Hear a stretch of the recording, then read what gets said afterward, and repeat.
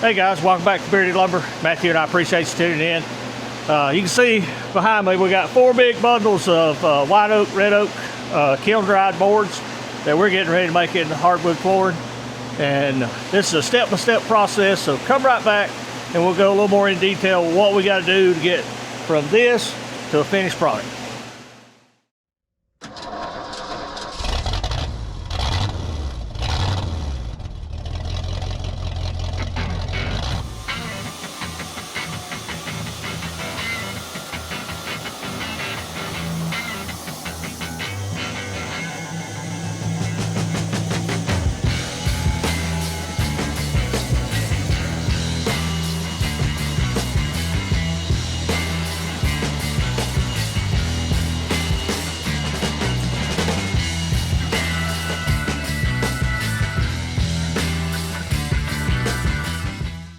Okay guys, welcome back. If you've never made hardwood flooring, this is a pretty in-depth process. It seems pretty simple. Cut it a specific width, thickness, dry it, and then just run it. Well, we can do that with pine and poplar, maple for the most part, but we've done enough white oak, red oak, and hickory to know that it just don't dry that good. Best you can do, it'll be pretty flat, but you can't stop it from taking a turn if it wants to. So first step in this process is go through these 4 bundles and run them through our EZ100, and we're not looking to take off much. We cut them at 9 inches. Most of them drew up 8.5, 8 5/8. So we're gonna set the edger up at 8 1/4, and I really just want a good straight side. I'd like to get both sides, but if I can get one good straight side, then we'll take it over to the molder planer and we'll run them probably in one pass, but we'll yet to be determined on that. So I could count the boards, but it's in excess of 300 something boards. It's going to take a while. That's what I'm trying to get to say. It's going to take a while to run through the edger, but we've run enough of them to understand that there's a certain amount of bow I can get, and once you get beyond that point, you can't get it. And it's easier for me, Matthew, and the customer if we size them all down to a number that we can work, and we'll have 2 bundles somewhere in the 7 3/4 range. We'll have a bundle somewhere in the 5.5, 5 3/4 range, and then we'll have that bundle of 4.5, so it'll probably be 3 3/4, 3 7/8, something like that, which I'm fine with, as long as all of them are equal dimension. So that's the goal. Nothing pretty here. It's just, I'm gonna put my earbuds in. Matthew's got his headphones on. We're just gonna knuckle down and run them till they're done. So let's get to it.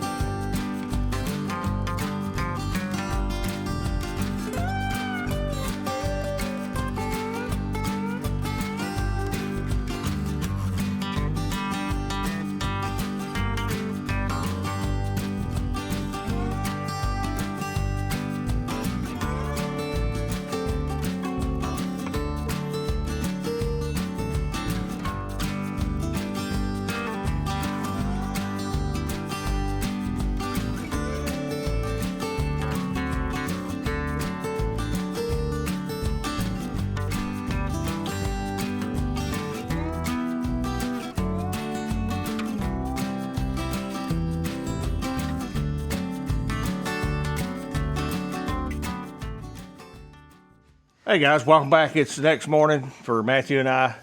We quit early yesterday. It was hot. It was way into the mid 90s. And then on top of all that fun, had a power outage. So we went, a couple hours yesterday without power. Apparently one of the main transmission lines from Duke Energy got knocked down by a tree. It's one of the big towers.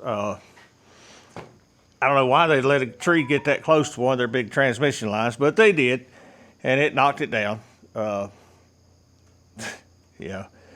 you gotta, I don't care how many trees you cut, you gotta keep those high lines up, because when they go down, you shut down miles and miles of customers, and that's what they did yesterday, so maybe they'll rectify that problem. So, what are we doing?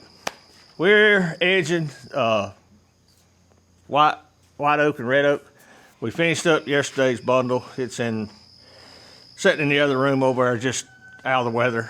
So this morning we've got two sizes left. We cut these at 7, and we're gonna have to edge them at 6 because they drew up to 6.5-ish, and that would be okay if every one of them was laser straight, but they're not all laser straight. So we're gonna edge those at 6. Same thing here. We cut these at 5.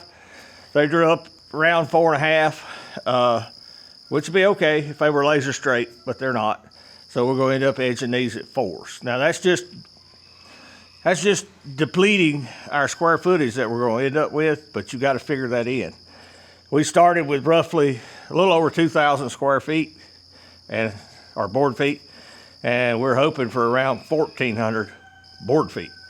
And we may fall below that just a little bit because we had to edge those 9s to 8.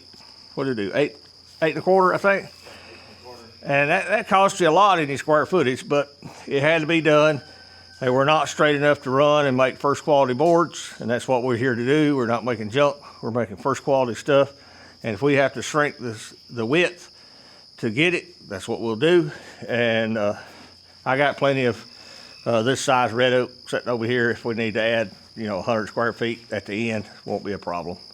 So why you keep extra stuff laying around? So enough talking. It's not going to get done until we put some time behind it. What do you figure? Hour, half at the most. And we don't get in no hurry. We can run the machine faster, but in this kind of heat, there's only so much speed we got in us. But we're going to get to it. We'll just put you on time lapse. It's too much repetitive here. This is a job that requires 2 people. Yes, you can do it by yourself. No, you won't be. You won't like it by the end of the day. Way too much walking. A lot easier for Matthew to stand on one end and focus on stabbing them in, and I'll be on the other end catching and taking care of the flitches, getting them all stacked up. I've done it by myself, and you'll walk yourself to death. Just back and forth, back and forth. So enough talking. Let's get to work.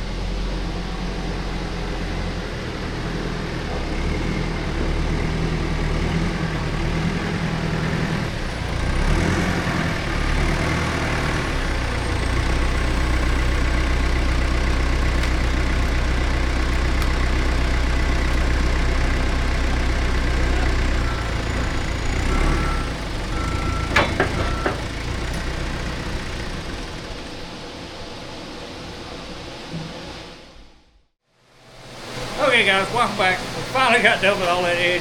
Had customers come in and out this morning. That's a lot of boards. 160 plus, and there's probably well over 200 on that other stack. But we got them all done. Got two sizes here, 7-inch and 6-inch. And then Mama can't see it, but through the window there we got the other stacks of 4s and 5s. So now our machine switched back from tongue and groove V groove to S4S, and we're basically gonna run this 7-inch board at 6 7/8. Just barely want to take a little off both sides, and I'm gonna thin the top down to like 920 thousandths. I believe what's that? About 150, 70 thousandths to take off on the last pass. But this will slick it up, get them all to even thickness, and allow me to pick the prettiest side when we go to run tongue and groove, V groove to the next thing. So we get everything fired up, and we're gonna run them through here. It's not a lot to it, it's just a lot of work. This many boards, it just takes time to get it done, guys. Pretty simple setup on the machine. Like I say, we're taking very little off the width, not taking much off the thickness, just thinning them down, iron them up, getting them prepared for that last pass to make a perfect board. So let's get back to it.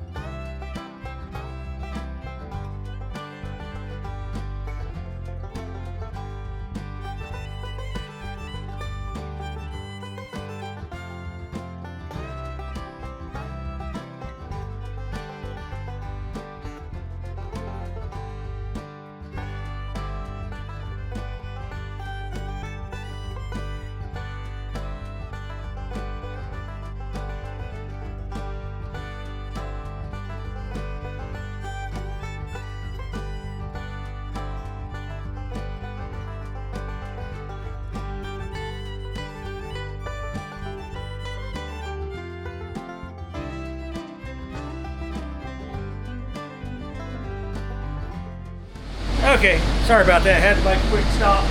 Matthew noticed a little ridge on the inboard edge coming out. Had a chip on one of the one of the 9-inch knives. We just flipped it over. So once it gets that tightened back up, we're back to running. They're going pretty good. Just got a lot of them to do. So let's get to it.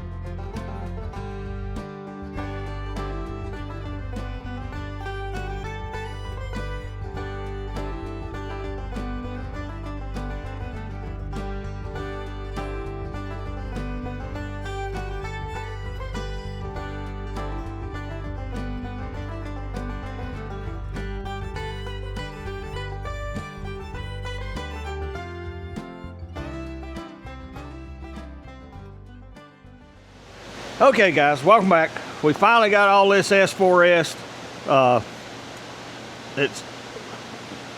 We're learning that running this on our straight line edger made a world of difference. It run S4S perfectly. Now, some of the boards are low quality. We can't help that, but we're still gonna run them best we can. We got our machine set up. We've already run a couple boards. It's ready to run. We won't bore you with that. We actually filmed the whole video on how to change this machine from S4S to tongue and groove V groove. So it'll be out shortly, probably after this one. Go watch that if you want to see the whole process. But we're ready to run these. We've got this stack. These are 5 7/8. We're gonna make them 5 1/2. These are 3 7/8. We're gonna make them 3 1/2. And then we got 2 more bigger sizes in the other building, same size stack. So we got a lot of them to run. I can tell you all the time, you just got to put butt in the seat, elbows in the air, and get it done. That's the only way this happens. Rough guess, probably take about 40 minutes to run all this at 36 feet a minute. As long as you can keep up with it. Yeah, if you don't miss a board, you just keep them constantly going. Linear foot wise, this is about 35, 40 minutes worth of work. But we'll miss a few here and there. Have to, either I'm taking a little too long picking left, right, top, bottom, or Matthew's doing something. So About an hour. At the most an hour. So that gives you an idea how long it takes to run this. And that's partly because we have so many 3 1/2s. Now if we was running 8-inch boards, they're still running at 36 feet a minute. But now we got to run 2 1/2 of these to make an 8-inch board. So that's why you charge by the linear foot, not by the width, okay? The machine don't care if it's 8 inches or 3 inches. It's still 36 feet a minute. Now, truthfully, I could probably speed this up a little bit, but I won't. We're gonna run at the same speed. And reason being is 36 feet a minute gives you the number of knife cuts per inch to leave a smooth finish. If you get too fast, your number of cuts per inch goes down, and then you have a little more deformation in your cut.